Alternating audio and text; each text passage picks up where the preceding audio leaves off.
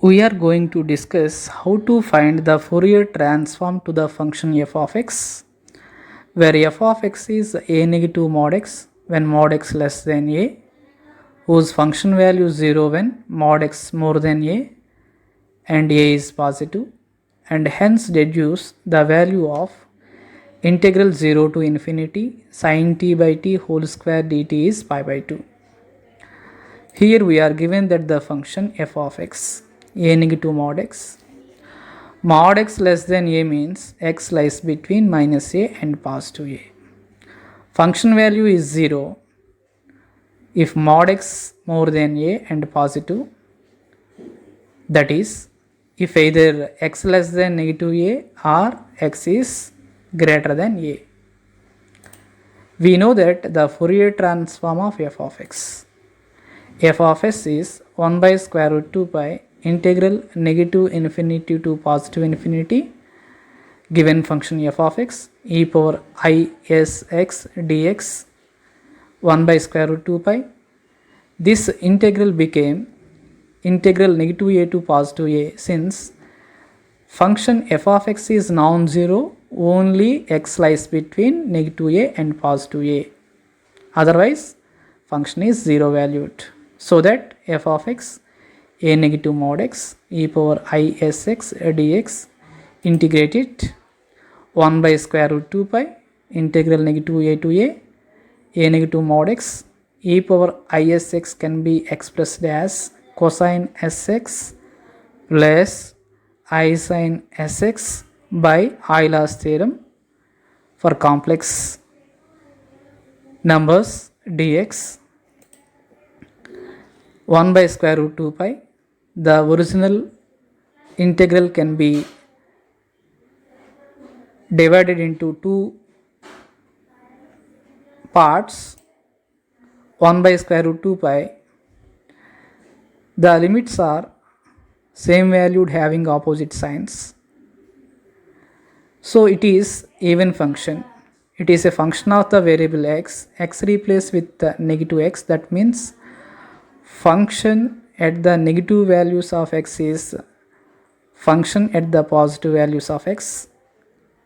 So in this interval it is non-zero, and coming to the a negative mod x sin sx, it is odd function f of negative x is negative f of x, so that without actually computing this definite integral whose value is 0 there,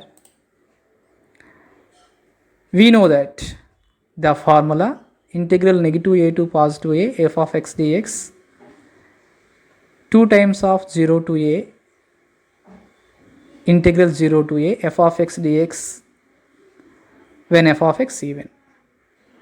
Function is odd whose result is 0. According to this formula we have written this one, 2 times of integral 0 to a negative mod x cosine sx dx. Here the variable of integration x lies between 0 and a, therefore mod x is x.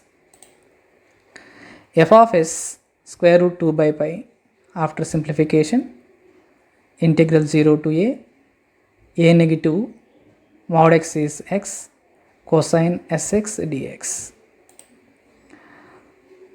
Now it became square root 2 by pi first function a negative x integration to the second function sin sx over s negative the derivative to a negative x first time negative 1 sin sx over s integration negative cosine sx over s square, the next consecutive terms 0 since negative 1 derivative 0 derivative again 0, so it is the result.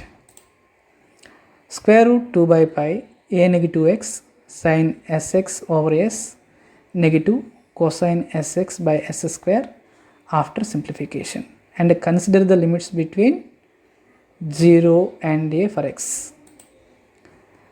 Same thing, when x replaced with a, the first term became 0, second term negative cosine SA by S square, it is only upper result minus the lower result.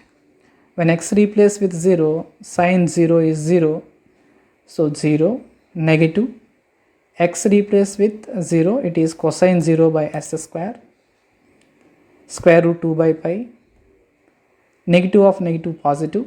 In the denominator, you have a S square times LCM S square, cos 0 1, 1 into 1 1, negative cosine SA, square root 2 by pi, 1 minus cosine SA expressed in terms of sine function, 2 sine square SA by 2 over S square.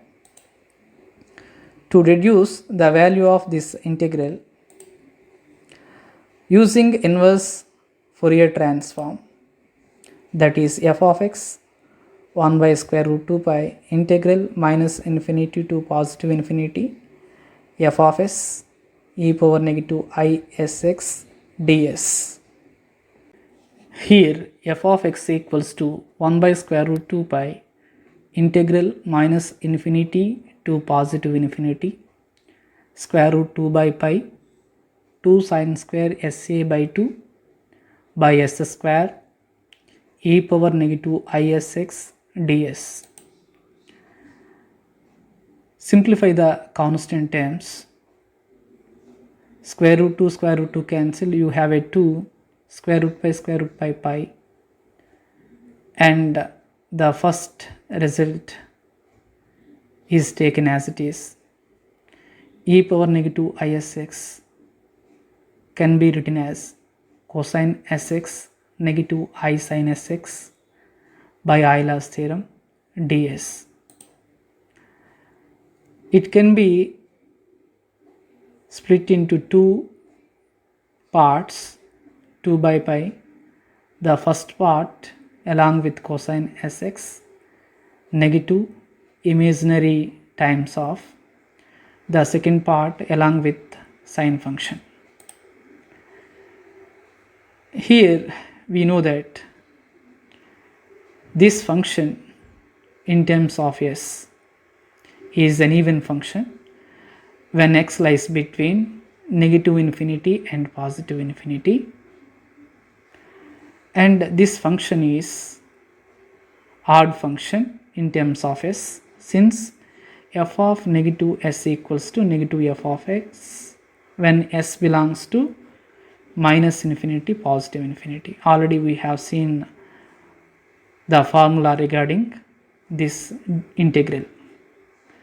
So it is non-zero, it is 0 according to the nature of the integrand. So we have taken only the first integral, the second integral is 0. F of x 2 by pi, it can be rewritten as 2 times of integral 0 to infinity the rest of the part. 2 into 2 4 by pi integral 0 to infinity. These two terms can be expressed as a perfect square, sine SA by 2 by s whole square cosine Sx ds. So to get the deduction, let us assign SA by 2 only s by 2 with t. Therefore differentiate this relation with respect to t, ds equals to 2 dt. When s is equal to 0, t is equal to 0. When s is infinity, t also infinity. Therefore f of x is 4 by pi integral 0 to infinity. S by 2 became t here. S is 2t. Cosine Sx became cosine 2tx. ds is 2 dt. Already we have made mention that the limits of s from t is 0 to infinity. F of x is 2 square means 4, 4 cancelled. You have 1 2, it is a numerical value outside of the integral. 2 by pi integral 0 to infinity sin a t by t whole square cosine 2tx dt. To reduce this definite integral, already we know that the point of continuity to the function f of x is equal to 0. That is why we put x is equal to 0. Therefore, the value of integral when x is equal to 0, f of 0 is a. Since f of x equal to a negative mod x, x replaced with 0, it is only a. F of x according to formula 2 by pi integral 0 to infinity into this integrand. X replaced with 0, f of 0 a, that is taken only on left hand side, 2 by pi integral 0 to infinity this expression, x replaced with 0, this function became 1 dt. You need to get sin t only. Our substitution will be a is 1. A is 1, that equal to 2 by pi, and integrand became sin t by t whole square. To get only this thing, multiply with pi by 2 throughout this equation. Hence, the resultant value of this integral is pi by 2.